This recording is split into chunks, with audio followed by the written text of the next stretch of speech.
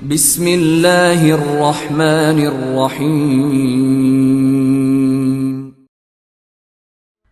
سامعین سے گزارش کی جاتی ہے کہ ہمارے دونوں چینلز کے پلیٹ فارم سے جتنی بھی آڈیو بکس کی ریکارڈنگ کمپلیٹ ہو چکی ہے اسے خود بھی سنیں اور زیادہ سے زیادہ شیئر کرنے کی کوشش کریں، اور ہمارے سوشل میڈیا پلیٹ فارم کے لنکس ڈسکرپشن میں دیے گئے ہیں، ہمیں سبسکرائب اور فالو ضرور کریں تاکہ آپ کو ضروری اپڈیٹس ملتے رہیں، اور ہماری ٹیم کی فنانشیل سپورٹ کے لیے پیٹریون کے لنک ضرور چیک کریں۔ جزاک اللہ۔ سلطان شہاب الدین غوری، مصنف اسلم راہی MA۔ ایپیسوڈ 16۔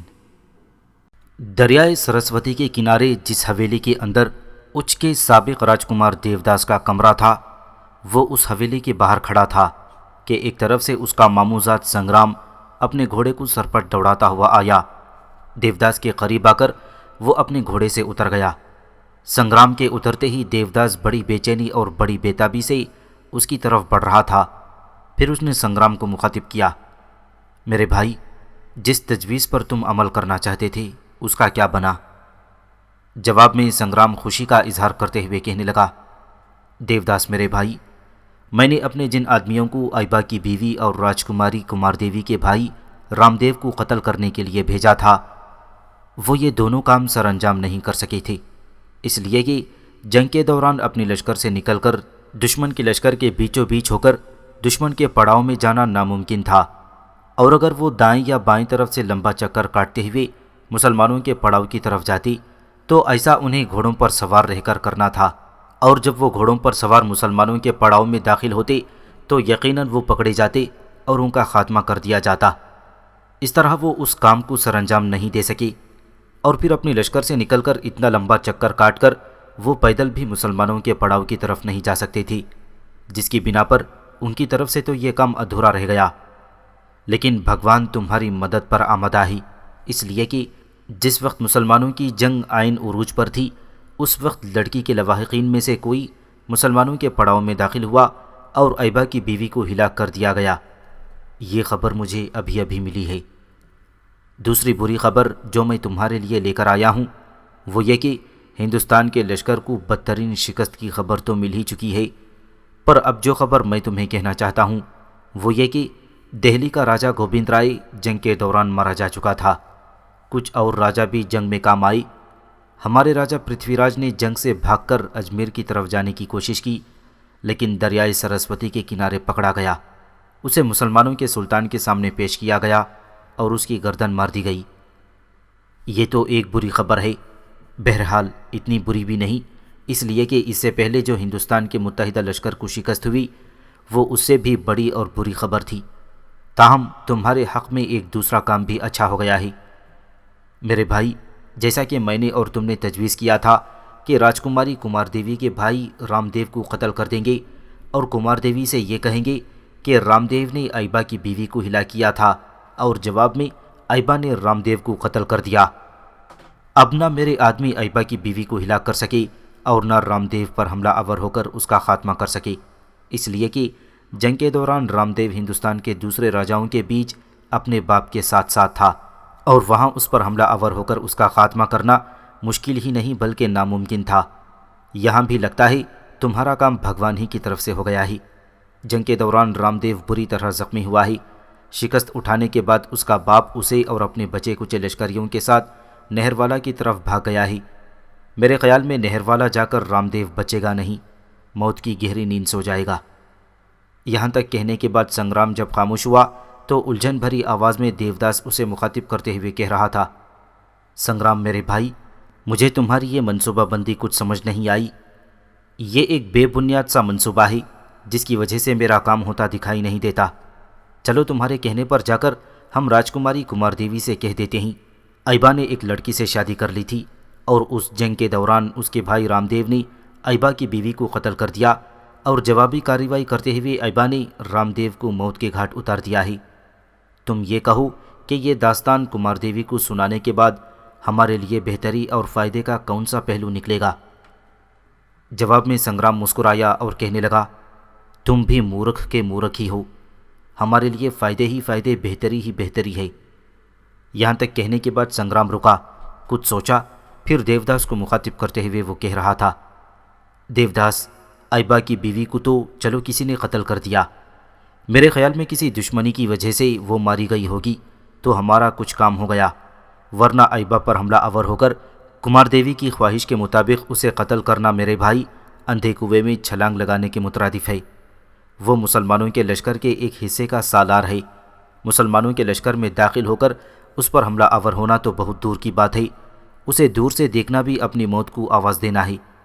لہٰذا جو حالات اب تک رونما ہو چکے ہیں ان کے مطابق ہم راجکماری کمار دیوی سے یہ کہتے ہیں کہ ایبا نے شادی کر لی تھی۔ اگر ہم ایبا کی شادی کا ذکر کریں گے تو یاد رکھنا کمار دیوی کے ذہن پر یہ پہلی ضرب ہوگی۔ یہ کمار دیوی ایبا سے محبت کرتی تھی، اسے چاہتی تھی، اسے اپنی زندگی اور جیون کا ساتھی بنانے کا فیصلہ کر چکی تھی۔ جب اسے یہ خبر ہوگی کہ اسے نظر انداز کرتے ہوئے ایبا نے کسی لڑکی سے شادی کر لی ہوگی تو وہ ایبا کے خلاف اس کی نفرت کی یہ پہلی وجہ ہوگی۔ اس کے بعد جب کمار دیوی کو ہم داستان کا دوسرا پہلو سنائیں گے اور یہ کہیں گے کہ جب اس کے بھائی رام دیو کو خبر ہوئی کہ ایبا نے اس کی بہن کمار دیوی سے شادی کرنے کے بجائے کسی اور لڑکی کو اپنا ہمسفر بنا لیا ہے تو رام دیو ایبا کی بیوی پر حملہ آور ہوا، خود اس پر حملہ آور ہوا یا اپنے ساتھیوں کے ذریعے کسی نہ کسی طرح اس نے ایبا کی بیوی کو قتل کروا دیا، اور ایبا کو جب خبر ہوئی کہ رام دیو نے اس کی بیوی کو موت کے گھاٹ اتار دیا ہے تو ایبا بڑے رازدارانہ انداز میں کسی نہ کسی طرح رام دیو پر وارد ہوا اور اسے قتل کر کے رکھ دیا۔ کمار دیوی کے دل میں ایبا کے خلاف نفرت پیدا کرنے کی یہ دوسری وجہ ہو جائے گی۔ کمار دیوی کو جب خبر ہوگی کہ ایبا نے اسے ٹھکرا کر کسی دوسری لڑکی سے شادی کر لی تھی اور یہ کہ اس نے اس کے بھائی رام دیو کو بھی موت کے گھاٹ اتار دیا ہے، تب ایبا سے اس کی محبت اور پریم تو ختم ہو جائے گا ہی بلکہ اس سے نفرت کرنے لگے گی، اور اسی نفرت سے دیوداس تم نے فائدہ اٹھانا ہے۔ کمار دیوی نے تمہارے سامنے یہ شرط پیش کی تھی کہ اگر تم ایبا کو قتل کر دو تو وہ تم سے شادی کر لے گی۔ یہ شرط اس بات کی بھی نشاندہی کرتی ہے کہ ایبا اور کمار دیوی کے تعلقات خراب ہو چکے ہیں اور وہ اسے چھوڑ کر سلطان شہاب الدین غوری کے لشکر میں شامل ہو گیا تھا، اس وجہ سے وہ اس کے خلاف ہو گئی ہوگی۔ بہرحال معاملہ کچھ بھی ہو، ہمیں اس سے کوئی غرض و غایت نہیں ہے۔ اب تم نے کمار دیوی کو یہ ساری داستان سنانے کے بعد کہنا ہے کہ ایبا پر ہاتھ ڈالنا کوئی آسان کام نہیں، لہٰذا ان حالات میں ایک ہی صورت سامنے آتی ہے کہ تم مجھ سے شادی کر لو، اس کے بعد دونوں میاں بیوی کوئی مناسب موقع جان کر ایبا پر حملہ آور ہوں گے اور اسے موت کے گھاٹ اتار دیں گے۔ میرے خیال میں اپنے بھائی کے قتل کا سن کر کمار دیوی تم سے شادی کر کے اس سے انتقام لینے پر رضامند ہو جائے گی، بس اسے اپنانے کا فی الحال تو یہی طریقہ ہے، اور اگر وہ نہ مانی تو پھر اسے جال میں پھانسنے کے لیے کوئی اور طریقہ استعمال کریں گے۔ سنگرام جب خاموش ہوا تب کسی قدر بیزاری اور اکتاہٹ کا اظہار کرتے ہوئے دیوداس کہنے لگا، اس کمار دیوی نے خواہ مخواہ میرے لیے الجھنیں پیدا کر کے رکھ دی ہیں، اگر اس بہانے کو استعمال کر کے بعد میں وہ مجھ سے شادی پر آمادہ نہ ہوئی تو میں اس کا قصہ ہی پاک کر دوں گا، نہ رہے گی بانس نہ بجے گی بانسری، میں اس کی گردن کاٹ کر رکھ دوں گا، پر اسے پہلے دھمکی دوں گا، اگر وہ مجھ سے شادی پر آمادہ نہ ہوئی تو پھر قتل ہونے کے لیے تیار رہے۔ دیوداس کی اس گفتگو کے جواب میں سنگرام کچھ کہنا چاہتا تھا کہ ایک طرف سے سنگرام کا باپ آتا ہوا دکھائی دیا۔ دونوں چپ ہو گئے تھے، اس کے بعد خاموشی سے دونوں قلعے کے اندر چلے گئے۔ کمار دیوی بیچاری پنجرے میں بند کسی بے بس چڑیا کی طرح اس حویلی کے ایک کمرے میں پریشانی کے عالم میں ایک نشست پر پڑی ہوئی تھی۔ کمرے میں دیوداس داخل ہوا، اسے دیکھتے ہی کمار دیوی سنبھل کر بیٹھ گئی۔ آہستہ آہستہ دیوداس آگے بڑھا، کمار دیوی کے سامنے ایک نشست پر بیٹھ گیا۔ کچھ دیر تک کمرے میں خاموشی رہی اور انتہائی دکھ اور افسوس کا اظہار کرتے ہوئے دیوداس کہنے لگا، کمار دیوی، میں تمہارے لیے دو خبریں لے کر آیا ہوں، ایک اچھی اور ایک بری۔ تمہارے لیے اچھی خبر یہ ہے کہ ایبا جسے کسی دور میں تم پسند کرتی تھی اور تم نے اسے اپنا جیون ساتھی بنانے کا تہیہ کر لیا تھا، وہی ایبا جس نے کبھی تم سے تیغ زنی اور تیر اندازی کا مقابلہ کیا تھا، اس نے ایک لڑکی سے شادی کر لی تھی۔ اب تمہارے یہاں قیام کے دوران ایک بار پھر مسلمانوں کا سلطان ہندوستان پر حملہ آور ہوا، جس طرح پہلے ترائن کے میدانوں میں جنگ ہوئی تھی اسی طرح اب پھر ترائن کے میدانوں میں جنگ ہوئی ہے۔ اس جنگ کی سب سے بڑی بدقسمتی یہ ہے کہ اس جنگ میں ہندوستان کے سارے راجاؤں کو مسلمانوں کے سلطان کے مقابلے میں بدترین شکست اٹھانا پڑی ہے۔ اس جنگ کے سلسلے میں تمہارے لیے جو اچھی خبر میں لے کر آیا ہوں وہ یہ ہے کہ تمہارے باپ اور تمہارے بھائی رام دیو نے بھی اس جنگ میں حصہ لیا تھا۔ رام دیو کو شاید خبر ہو گئی تھی کہ ایبا جس سے تم شادی کرنا چاہتی تھی اس نے کسی اور لڑکی سے شادی کر لی ہے۔ اسے شاید اس فعل کا بڑا صدمہ ہوا، لہٰذا اس نے اپنے کچھ آدمی مقرر کیے جنہوں نے مسلمانوں کے پڑاؤ میں داخل ہو کر ایبا کی بیوی کو قتل کر دیا۔ یہاں تک کہنے کے بعد دیوداس رکا، پھر اپنی بات کو آگے بڑھاتے ہوئے کہہ رہا تھا، کمار دیوی، یہ تو تمہارے لیے ایک اچھی خبر ہے۔ اب دوسری خبر جو میں کہنے لگا ہوں وہ تمہارے لیے بری ہے۔ ایبا کو پتہ چل گیا تھا کہ اس کی بیوی کو قتل کرنے والا تمہارا بھائی رام دیو ہے، لہٰذا جنگ کے بعد جس وقت تمہارے لشکر شکست اٹھا کر بھاگی اور مسلمانوں نے ہمارے لشکریوں کا تعاقب کیا تو اس تعاقب کے دوران ایبا نے تمہارے بھائی رام دیو کو اپنا نشانہ بنایا اور رام دیو کو اس نے قتل کر دیا۔ یہاں تک کہنے کے بعد دیوداس رکا، کچھ سوچا، اس کے بعد پھر پہلے کی نسبت زیادہ نرمی میں وہ کمار دیوی کو مخاطب کر کے کہہ رہا تھا، کمار دیوی، تم نے میرے سامنے یہ شرط پیش کی تھی کہ اگر میں ایبا کو قتل کر دوں تو تم مجھ سے شادی کر لو گی۔ اب میں تم پر انکشاف کروں کہ ایبا کو قتل کرنا کوئی آسان کام نہیں ہے، اس لیے کہ وہ سلطان شہاب الدین غوری کے لشکر کے بہترین سالاروں میں سے ایک ہے، اور مسلمانوں کے لشکر میں داخل ہو کر مسلمانوں کے کسی سالار پر ہاتھ اٹھانا تو بہت دور کی بات ہے، اسے میلی نظر سے دیکھنا اپنے آپ کو موت کے منہ میں ڈالنے کے مترادف ہے۔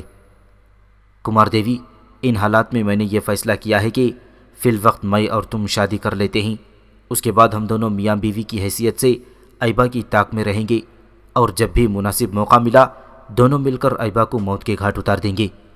اس طرح تمہاری شرط شادی کے بعد بھی پوری ہو سکتی ہے۔ کمار دیوی، اب میری اس پیشکش کو ٹھکرانے کی کوشش نہ کرنا، اس لیے کہ میں اب اپنی خواہش کی تشکیل کا اظہار کرتے کرتے تھکتا جا رہا ہوں۔ دیوداس جب خاموش ہوا تب بڑی فکر مندی کا اظہار کرتے ہوئے کمار دیوی کہنے لگی، پہلے میرے چند سوالوں کا جواب دو، اس کے بعد جو کچھ تم نے کہا ہے اس کا جواب میں تمہیں دوں گی۔ میرا پہلا سوال یہ ہے کہ یہ بتاؤ کہ ترائن کے میدانوں میں کتنے راجا سلطان شہاب الدین غوری سے ٹکرائے؟ بے حد دکھ اور تاسف کا اظہار کرتے ہوئے دیوداس کہنے لگا، لگ بھگ 150 ہندوستان کے راجاؤں نے شہاب الدین غوری پر حملہ کیا تھا، لیکن ہندوستان کے راجاؤں کی بدقسمتی کہ سلطان نے ہندوستان کے سارے راجاؤں کو شکست دی، حالانکہ مسلمانوں کے لشکر کی تعداد 1 لاکھ سے کچھ اوپر تھی، جبکہ ہندوستان کے لشکر کی تعداد 3 لاکھ سے بھی اوپر تھی۔ پھر مزید یہ کہ 3000 تربیت یافتہ ہاتھی بھی لشکر میں شامل تھی، اس کے باوجود بھی ہمارے لشکر کو بدترین شکست کا سامنا کرنا پڑا۔ دیوداس کے خاموش ہونے پر کمار دیوی نے دوسرا سوال داغ دیا، یہ کہو کہ میرا بھائی تو جنگ میں کام آ گیا، میرے باپ کا کیا بنا؟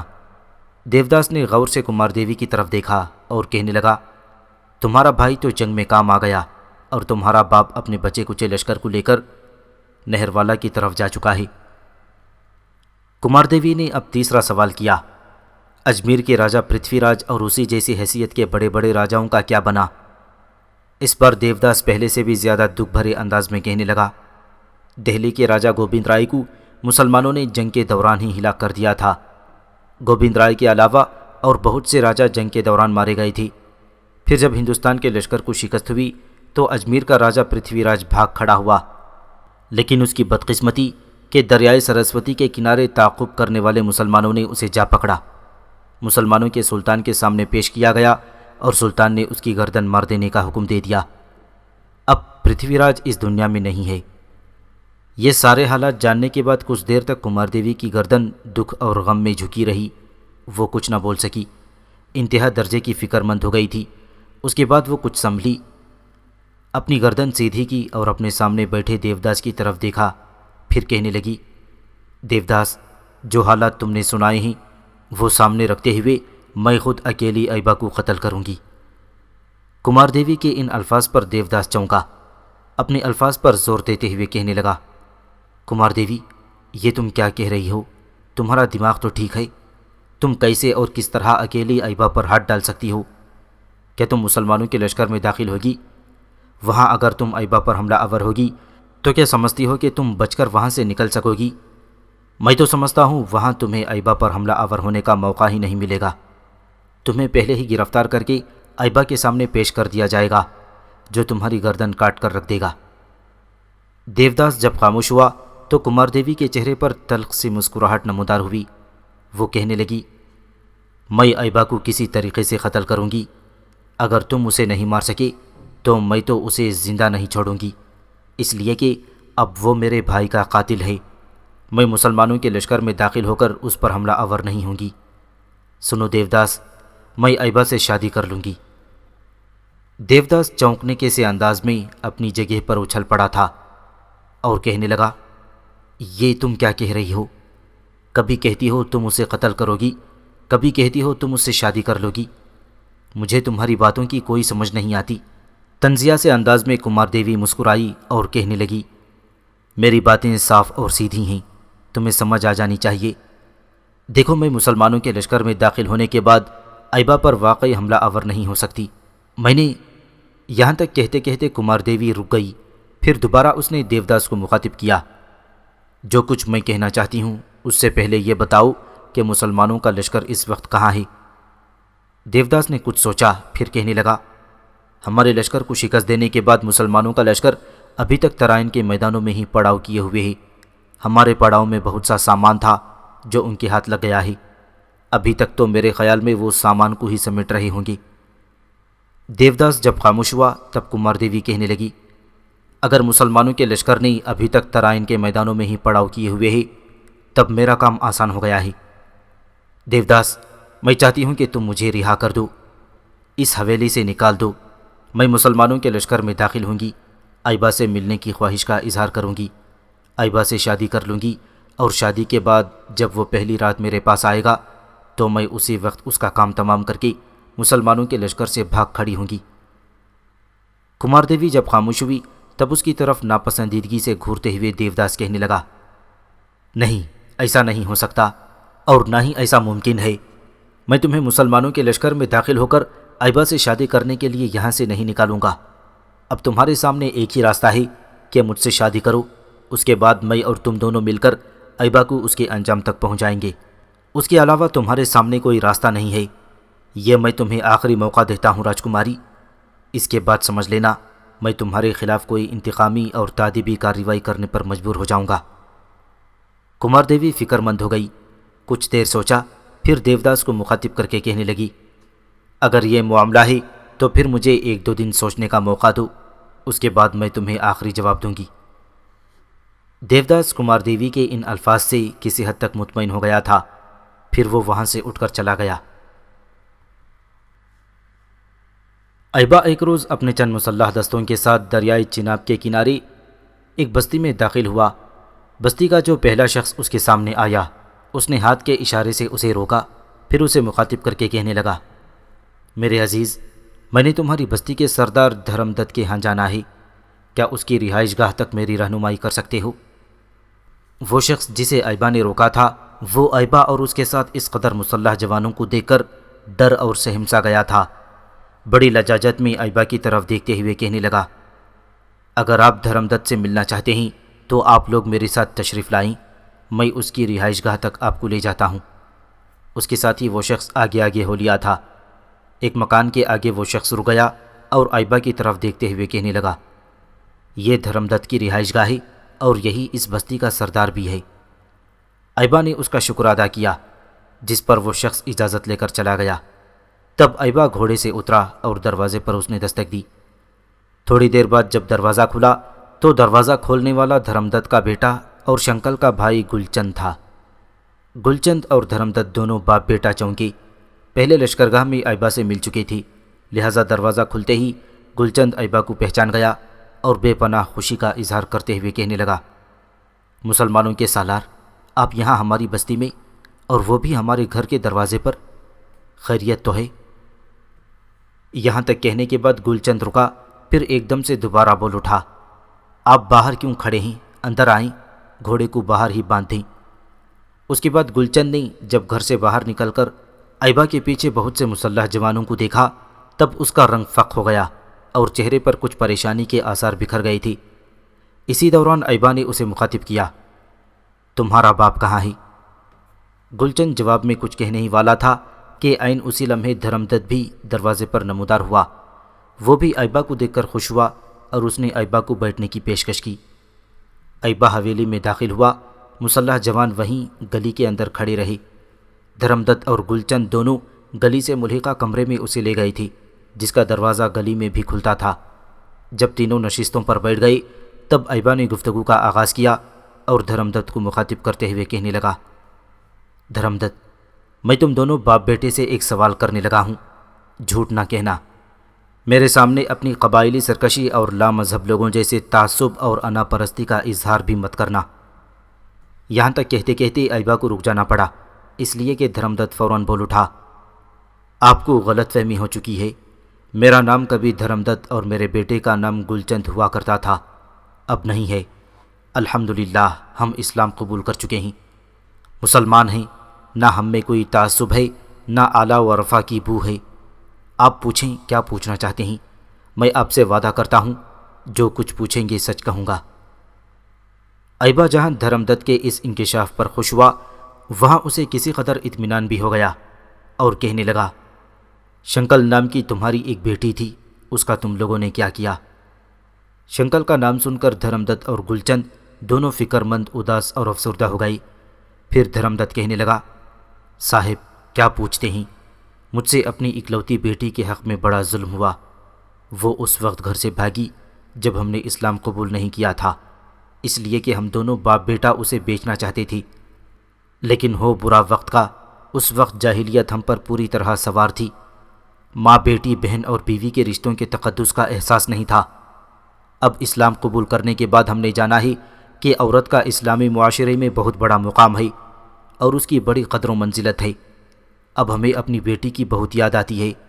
گھر سے بھاگنے کے بعد نہ جانے وہ بیچاری کہاں کہاں دھکے کھاتی رہی ہوگی، کس اندھے کنویں میں کہیں جا کر اپنی زندگی کا خاتمہ کر لیا ہوگا، یا بیچاری نے مجبور ہو کر کسی کا گھر آباد کر لیا ہوگا۔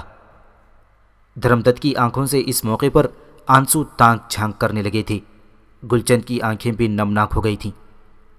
دھرمدت جب خاموش ہوا تب حیرانی اور پریشانی کا اظہار کرتے ہوئے ایبا کہنے لگا، اس کا مطلب ہے تم دونوں نے شنکل کو قتل نہیں کیا، اس کے قاتل کوئی اور ہیں۔ ان الفاظ پر دھرمدت اور گلچند دونوں ایک طرح سے اپنی نشستوں پر اچھل چکے تھی۔ پھر گلچند نے بڑی بے چینی کا اظہار کرتے ہوئے کہنا شروع کیا، یہ آپ کیا کہہ رہے ہیں؟ میری بہن کہاں، کیسے قتل ہوئی؟ کس نے اسے قتل کیا؟ اس کی لاش کہاں ہے؟ کس ظالم نے اسے مار دیا؟ گلچند کے ان الفاظ کے جواب میں ایبا نے بڑے دکھ اور تعصب بھرے انداز میں شنکل کے آنے کے بعد اس کے لشکر میں پناہ لینے، پھر شنکل کو اس کے قریب آنے اور شادی کر لینے کے تمام واقعات کے علاوہ پڑاؤ میں اس کے قتل کیے جانے کی تفصیل بھی دونوں باپ بیٹے سے کہہ دی تھی۔ ایبا کے اس انکشاف پر وہ دونوں باپ بیٹا کچھ دیر نہ بول سکے۔ دکھ میں اپنی گردنوں کو انہوں نے جھکائے رکھا۔ پھر دھرمدت ٹوٹتی بکھرتی آواز میں ایبا کو مخاطب کر کے کہنے لگا، پہلے تو میں آپ کا شکر گزار ہوں کہ آپ نے میری بیٹی کو اپنے ہاں پناہ دی، اس سے شادی کی۔ یہ خبر یقیناً ہمارے لیے روح فرسا ہے کہ اسے کسی نے قتل کر دیا ہے۔ آپ کی مہربانی ہم دونوں باپ بیٹے کے علاوہ کسی اور سے ذکر نہ کیجیے گا کہ شنکل قتل ہو چکی ہے، ورنہ اس کی بوڑھی ماں یہ خبر سنتے ہی دم توڑ جائے گی۔ اس کی ماں نے ابھی تک اپنے دل میں یہی خبر بسا رکھی ہے کہ اس کی بیٹی گھر سے بھاگ گئی ہے، کسی کا گھر اس نے آباد کر لیا ہوگا اور زندگی کے اچھے دن گزار رہی ہوگی۔ اسے اگر خبر ہو گئی کہ اسے قتل کر دیا گیا ہے تو وہ بچ نہ پائے گی۔ یہاں تک کہنے کے بعد دھرمدت رکا، پھر بکھرتی روتی آواز میں وہ کہہ رہا تھا، ہماری بدقسمتی کہ ہم بے دین اور لامذہب لوگ تھی، سرعام اپنی بیٹیوں کا سودا کرتے تھی۔ اب ہم اس وقت کو یاد کرتے ہیں تو شرم آتی ہے، اپنے اس دور پر لعنت بھیجنے کو دل کرتا ہے۔ معاشرے میں یہ کتنا گھناؤنا ظلم اور جبر تھا کہ باپ بھائی اپنی ہی بیٹی اور بہن کا ہاتھ پکڑ کر گلی میں کھڑے ہو جاتے تھے اور اس کا سودا لگاتے تھے، اس کی قیمت وصول کرتے تھے اور اسے اجنبیوں کے حوالے کر دیتے تھے۔ اور جب ہم اس گھنونے فعل کو یاد کرتے ہیں تو جسم کے سارے رونگٹے کھڑے ہو جاتے ہیں۔ یہاں تک کہنے کے بعد دھرمدت رکا، کچھ سوچا، پھر کہنے لگا، میں سمجھ گیا ہوں میری بیٹی کا قاتل کون ہے۔ ایبا نے چونک کر اس کی طرف دیکھا اور کہنے لگا، بتائیں کون شنکل کا قاتل ہے؟ اگر آپ جانتے ہیں تو پھر رکے نہیں۔ دھرمدت کچھ دیر تک اپنی آنکھیں صاف کرتا رہا، پھر کہنے لگا، ہماری بستی میں ہر سال خانہ بدوش سوداگروں کا ایک گروہ آتا ہے۔ اسے ایک خانہ بدوش قبیلہ ہی سمجھ لیں۔ یہ ایک جگہ سے جانور خرید کر دوسری جگہ مہنگے داموں فروخت کر کے خوب کما لیتے ہیں، اپنی زندگی خانہ بدوشانہ ہی بسر کرتے ہیں۔ دریائے چناب کے کنارے کنارے وہ اچ سے لے کر سیالکوٹ تک سفر کرتے رہتے ہیں۔ انہی علاقوں کے اندر ایک جگہ سے جانور خریدتے ہیں اور دوسری جگہ فروخت کرتے چلے جاتے ہیں۔ میرا اندازہ ہے کہ اسی قبیلے کے سردار نے میری بیٹی کو قتل کرایا ہوگا۔ میرا اندازہ ہے کہ پہلے اس نے آپ کے پڑاؤ میں میری بیٹی کو اٹھوانے کی کوشش کی ہوگی، اور جب اس کے آدمی اسے اٹھا نہ سکے ہوں گے تو پھر اسے موت کے گھاٹ اتار دیا گیا ہوگا۔ مجھے یقین ہے کہ اس کے علاوہ اور کوئی یہ کام کر ہی نہیں سکتا۔ یہاں تک کہنے کے بعد دھرمدت رکا، پھر انتہائی دکھ اور افسوس میں کہنے لگا، میری بدبختی، انہی خانہ بدوش سوداگروں کا سردار میری بیٹی کو پسند کرتا تھا۔ وہ ہر سال یہاں سے گزرتے تھے۔ چند سال پہلے اس کی نظر کہیں میری بیٹی پر پڑ گئی۔ بیٹی اس وقت کھیتوں سے لوٹ رہی تھی۔ اسے دیکھتے ہی وہ اس پر لٹو ہو گیا اور اسے حاصل کرنے کی کوشش کرنے لگا۔ اپنے آدمی میری بیٹی کے پیچھے لگا دیے اور گھر دیکھ لیا۔ اس کے بعد خود وہ میرے گھر آیا اور میری بیٹی کی قیمت لگائی، اتنی قیمت لگائی جس کا میں انکار بھی نہیں کر سکتا تھا۔ اس وقت ہم لا دین اور لا مذہب تھے۔ میں نے اس کی پیشکش کو قبول کر لیا اور بیٹی اس کے حوالے کر دینے کا فیصلہ کر لیا، لیکن اس ساری کارروائی کو میری بیٹی نے بھی سن لیا اور وہ گھر سے بھاگ گئی۔ لیکن وہ سوداگر پھر بھی اس سودے سے باز نہ آیا۔ میری بیٹی شنکل کے گھر سے بھاگ جانے کے بعد اس نے پھر مجھ سے رابطہ کیا اور کہنے لگا، گو میری بیٹی شنکل گھر سے بھاگ گئی ہے، اس کے باوجود وہ اسے حاصل کر کے رہے گا۔ ساتھ ہی اس نے جس قدر رقم کا سودا میری بیٹی کے سلسلے میں ہوا تھا، اس کا چوتھائی اس نے مجھے ادا کر دیا اور جاتے جاتے یہ کہہ گیا کہ اب شنکل اس کی ہے، وہ اسے خود تلاش کرے گا اور اگر وہ مل گئی تو وہ اس کی ملکیت ہوگی۔ ہماری بدقسمتی، وہ جاہلیت اور لامذہبیت کا دور تھا۔ ہم مان گئے۔ اس کے بعد میرے خیال میں وہ شنکل کو تلاش کرتا رہا ہوگا۔ گویا ہم بھی اس معاملے کو فراموش کر بیٹھے کہ اس کے بعد اس نے میری بیٹی کے ساتھ کیا معاملہ کیا ہوگا، وہ تو خود ہی بتا سکتا ہے۔ دھرمدت جب خاموش ہوا تب بڑے غور سے اس کی طرف دیکھتے ہوئے ایبا کہنے لگا، پہلے آپ لوگ مجھے یہ بتائیں کہ اس قبیلے کے اس سوداگر کا نام کیا تھا، پھر یہ کہ آپ لوگوں کے اندازے کے مطابق اس کا خانہ بدوش قبیلہ ان دنوں کہاں مل سکتا ہے؟ جواب میں دھرمدت نے کچھ سوچا، پھر کہنے لگا، اس سوداگر کا نام تو رائنا ہے۔ اس وقت میرے خیال میں وہ سوہدرا کے گرد و نواح میں ہوگا، اس لیے کہ 1 مہینہ پہلے ہمارے علاقوں کے اندر اس کے خانہ بدوش قبیلے نے پڑاؤ کیا تھا اور یہاں سے اٹھ کر وہ شمال کی طرف گئے تھے، اور سوہدرا میں وہ زیادہ دیر رہیں گے، اس لیے کہ وہ ایک بڑا اور تاریخی شہر ہے اور وہاں ان کا کاروبار خوب چمکتا ہے۔ دھرمدت جب خاموش ہوا تب ایبا اپنی جگہ پر اٹھ کھڑا ہوا اور کہنے لگا، کیا ایسا ممکن نہیں کہ آپ دونوں کسی کو میرے حوالے کر دیں جو اس خانہ بدوش قبیلے تک میری رہنمائی کرے؟ ایبا کے ان الفاظ کے جواب میں گلچن جست لگانے کے سے انداز میں اپنی جگہ پر اٹھ کھڑا ہوا اور کہنے لگا، رائنا میری بہن کا قاتل ہے۔ اگر یہ حرکت وہ اسی وقت کرتا جب ہم لا مذہب تھے تو شاید ہم اس کا کوئی تاثر نہ لیتے، لیکن اسلام قبول کرنے کے بعد میں سمجھتا ہوں کہ رائنا کو ٹھکانے لگانا میں اپنا فرض خیال کرتا ہوں۔ میں اس کے خانہ بدوش قبیلے تک آپ کی رہنمائی کروں گا۔ ایبا خوش ہو گیا۔ پھر گلچن کو لے کر وہ نکلا اور اپنے مسلح جوانوں کے ساتھ چناب کے کنارے کنارے وہ شمال کی طرف بڑھنے لگی تھی۔ لگ بھگ 5 میل شمال کی طرف جانے کے بعد سامنے کشتیوں کا ایک پل آ گیا تھا۔ وہاں گلچن رک گیا اور ایبا کو مخاطب کر کے کہنے لگا، اس پل کو پار کرنے کے بعد اب ہمیں دریا کی دوسری طرف جانا ہوگا، اس لیے کہ سوہدرا شہر دریا کے بائیں کنارے پر واقع ہے۔ اس کے ساتھ ہی گلچن کی رہنمائی میں ایبا اپنے دستوں کے ساتھ کشتیوں کا وہ پل پار کر کے دریائے چناب کی دوسری سمت چلا گیا تھا۔ اس کے بعد دوبارہ انہوں نے سوہدرا کی سمت بڑھنا شروع کیا تھا۔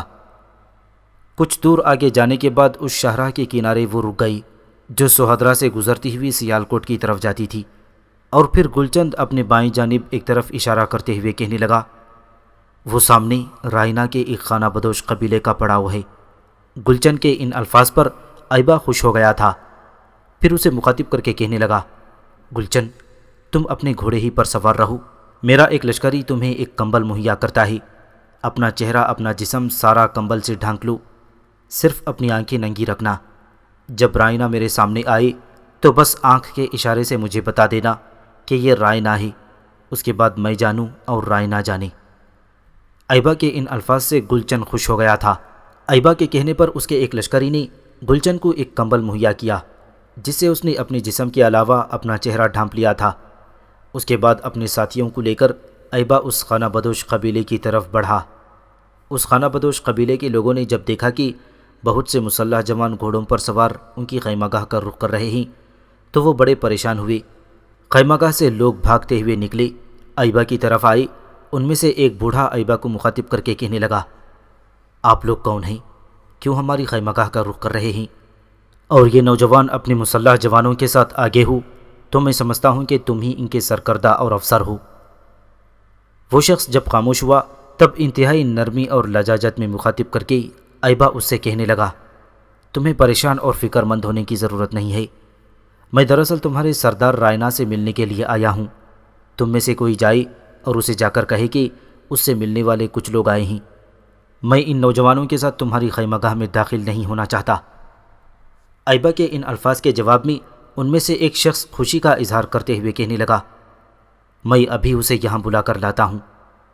اس کے ساتھ ہی وہ بھاگتا ہوا خیموں کے اندر داخل ہو گیا۔ اس کے جانے کے بعد اپنے ایک چھوٹے سالار کو ایبا نے ایک مخصوص اشارہ کیا تھا۔ اس کا اشارہ پا کر مسلح جوان بڑی تیزی سے حرکت میں آئے اور خیمہ گاہ کے چاروں طرف بکھر گئے۔ اس طرح ایک طرح سے انہوں نے خیمہ گاہ کے گرد حصار بنا لیا تھا۔ تھوڑی دیر بعد وہ شخص لوٹا اور اس کے ساتھ ڈھلتی ہوئی عمر کا ایک شخص تھا۔ جب دونوں باہر آئے تب جو شخص بلانے گیا تھا وہ کہنے لگا، یہ ہمارا سردار رائنا ہے۔ ایبا اپنے گھوڑے سے اتر گیا۔ اس کا اشارہ پانے پر گلچن گھوڑے پر ہی بیٹھا رہا اور ایبا کے قریب رہا۔ ساتھ ہی گلچن نے آنکھ کا اشارہ ایبا کو دے دیا تھا کہ یہ رائنا وہی ہے۔ ایبا جب گھوڑے سے اترا تو اس کے ساتھ جو وہاں مسلح جوان تھے وہ بھی اس کے ساتھ پھیل گئے تھے۔ رائنا کے سامنے آنے کے بعد ایبا نے اسے مخاطب کیا، رائنا، میں جھوٹ سننے کا عادی نہیں ہوں، اگر جھوٹ بولو گے تو تمہارے ان سارے سپاہیوں بلکہ تمہارے سارے خانہ بدوش قبیلے کے سب لوگوں کو یہاں بلا کر ان کے سامنے تیری گردن کاٹ دوں گا۔ یہ کہو شنکل کو کن لوگوں نے قتل کیا ہے؟ جن لوگوں کے ذریعے تم نے اسے قتل کروایا انہیں باہر بلواؤ۔ یہاں تک کہنے کے بعد ایبا رکا، پھر حاکمانہ انداز میں کہنے لگا، کسی کو یہاں سے بھگانے اور چھپانے کی کوشش کی تو دیکھو میرے مسلح جوان تیری خیمہ گاہ کے چاروں طرف پھیل گئے ہیں، اگر کسی نے بھاگنے کی کوشش کی تو اسے تیروں سے چھلنی کر دیا جائے گا۔ اگر تم نے میرے ساتھ حقیقت سے کام نہ لیا تو میں تمہاری خیمہ گاہ کو آگ لگا کر چلا جاؤں گا۔ ان آدمیوں کو لاؤ جن کے ذریعے تم نے شنکل کو قتل کروایا ہے۔ کچھ کہنے کے لیے رائنا ہکلانے لگا تھا کہ ایبا کھا جانے والے انداز میں پھر بول اٹھا، جھوٹ مت بولنا ورنہ کھڑے کھڑے تیری گردن کاٹ کر رکھ دوں گا۔ یہ شخص جو تمہیں بلانے گیا تھا اس سے ان آدمیوں کے نام کہو، یہ انہیں بلا کر لائے گا۔ اس پر رائنا نے اس کے کان میں کچھ کہا جسے سن کر وہ خیمے کے اندر چلا گیا۔ تھوڑی دیر بعد 3 جوان خیمہ گاہ سے باہر نکلے اور رائنا کے قریب آن کھڑے ہوئے۔ ان کے آنے پر اپنے کچھ مسلح جوانوں کو ایبا نے مخصوص اشارہ کیا۔ یہ اشارہ پاتے ہی لگ بھگ 10 سے 15 آدمیوں نے اپنی تلواریں بے نیام کر لی تھیں، اس لیے کہ آنے والے تینوں جوان مسلح تھے۔ جب وہ تینوں جوان قریب آئے تب کھا جانے والے انداز میں ایبا نے ان کی طرف دیکھا اور کہنے لگا، اپنی کمر پر بندھے ہوئے ہتھیار کھول کر ایک طرف پھینک دو ورنہ اپنی دائیں بائیں دیکھو، میرے ساتھی تمہاری تکا بوٹی کر کے رکھ دیں گے۔ ایبا کے ان الفاظ نے ان پر خوف طاری کر دیا تھا۔ انہوں نے اپنی تلواروں اور خنجروں کی پیٹیاں کھول کر دور پھینک دی تھیں۔ پھر رائنا کی طرف دیکھتے ہوئے ایبا کہنے لگا، رائنا، کیا یہی تینوں شنکل کے قاتل ہیں؟ ایبا کے ان الفاظ پر رائنا نے اسبات میں گردن ہلائی جبکہ ان تینوں کے چہرے فق ہو کر رہ گئے تھے۔ جو ہی رائنا نے اسبات میں گردن ہلائی اپنے مسلح جوانوں کو ایبا نے آنکھ سے اشارہ کیا۔ یہ اشارہ ہونا تھا کہ ایبا کے کچھ مسلح جوان حرکت میں آئے اور ان تینوں کی انہوں نے گردنیں کاٹ کر رکھ دی تھیں۔ یہ منظر دیکھتے ہوئے خانہ بدوشوں کے سردار رائنا کا رنگ سرسوں اور ہلدی سا ہو کر رہ گیا تھا۔ ان تینوں کا خاتمہ کرنے کے بعد ایبا نے رائنا کی طرف دیکھا اور اسے مخاطب کر کے کہنے لگا، رائنا، میری مجبوری ہے، میں تمہیں معاف نہیں کر سکتا۔ اگر تم شنکل کو حاصل کرنا چاہتے تھی تو اس کے ماں باپ کے گھر سے حاصل کرتے۔ تمہیں کوئی حق نہیں پہنچتا تھا کہ جب اس نے اپنے گھر سے بھاگ کر کسی سے شادی کر لی تھی تو تم اسے اٹھوانے کی کوشش کرو، اور جب اس نے تمہارے حوالے ہونے سے انکار کر دیا تو تمہارے ان تینوں ساتھیوں نے اسے موت کے گھاٹ اتار دیا۔ تم چونکہ جرم میں برابر کے شریک ہو لہٰذا سزا سے نہیں بچ سکتے۔ اس کے ساتھ ہی ایبا خود رائنا کی طرف بڑھا، جھٹکے کے ساتھ تلوار بے نیام کی اور تلوار بلند کر کے گرائی اور رائنا کا کام تمام کر کے رکھ دیا تھا۔ ان چاروں کا خاتمہ کرنے کے بعد اپنے مسلح جوانوں کے ساتھ ایبا خانہ بدوشوں کے قریب گیا اور بلند آواز میں انہیں مخاطب کر کے کہنے لگا، خانہ بدوشوں، تمہارے سردار رائنا نے اپنے 3 اوباشوں کے ساتھ مل کر ایک لڑکی کو ناحق قتل کیا تھا۔ وہ لڑکی کسی کی بیوی تھی، یہ اس پر قبضہ کرنا چاہتا تھا۔ رائنا اور اس کے 3 اوباشوں کو قتل کر دیا گیا ہے۔ ایک بات اپنے ذہن میں بٹھا کر رکھنا، تم میں سے اگر کسی نے بھی آنے والے دنوں میں رائنا یا ان 3 مرنے والوں کے ساتھیوں کا بدلہ لینے کی کوشش کی یا رائنا کے اس برے فعل کو دہرانا چاہا تو میں نہ صرف تمہاری خیمہ گاہ کو آگ لگا دوں گا بلکہ تمہاری خیمہ گاہ کے جس قدر افراد ہیں سب کو تہ تہ کر کے رکھ دیا جائے گا۔ قبیلے والوں کی طرف سے کسی رد عمل کا اظہار نہ ہوا۔ اس کے بعد ایبا نے اپنے ایک ساتھی کو دوڑایا جس نے خانہ بدوش قبیلے کا گھیراؤ کرنے والے اپنے ساتھیوں کو واپس بلایا۔ اس طرح ایبا کے سارے لشکری ایک بار سمٹ کر اس کے پاس جمع ہو گئی تھی۔ اس کے بعد ایبا واپس ہو لیا۔ ان خانہ بدوشوں کے قبیلے سے تھوڑا دور جا کر ایبا رکا اور گلچند کو مخاطب کرتے ہوئے کہنے لگا، گلچند، اب کمبل اتار دو، اب تمہیں کوئی پہچان نہیں سکتا۔ میں نے تمہیں کمبل اس لیے پہنایا تھا کہ تم ان لوگوں کی نگاہوں میں نہ آؤ۔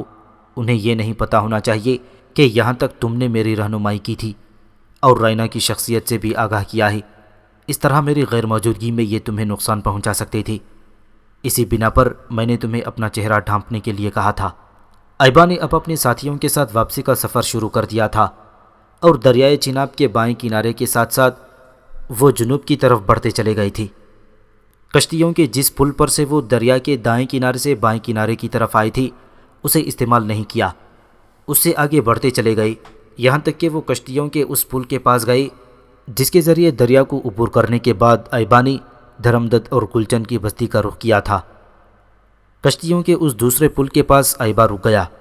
اس کے رکنے پر جو اس کے لشکری تھے انہوں نے بھی اپنے گھوڑوں کی باگیں کھینچ لیں۔ اس موقع پر گلچند کو مخاطب کرتے ہوئے ایبا کہہ رہا تھا، گلچند، کشتیوں کے اس پل کو پار کر کے تم اپنی بستی کی طرف چلے جاؤ۔ میں جس کام کے لیے آیا تھا اسے انجام دے چکا ہوں اور اب میرا یہاں ٹہرنا اور قیام کرنا فضول ہے۔ بہرحال میں تمہارا اور تمہارے باپ کا شکر گزار ہوں کہ تم لوگوں نے مجھ سے تعاون کیا اور رائنا تک میری رہنمائی کی۔ اگر تم لوگ ایسا نہ کرتے۔ یہاں تک کہنے کے بعد ایبا کو رک جانا پڑا اس لیے کہ اس کی بات کاٹتے ہوئے گلچند بول اٹھا، ایبا میرے عزیز، پہلے تو میں اس خداوند قدوس کا انتہا درجے کا ممنون ہوں جس نے ہمیں جاہلیت سے نکال کر روشنی کی منزلوں سے ہمکنار کیا۔ تم نے چونکہ شنکل سے شادی کر لی تھی، اس بنا پر تمہاری ذات اب ہمارے لیے قابل احترام ہے۔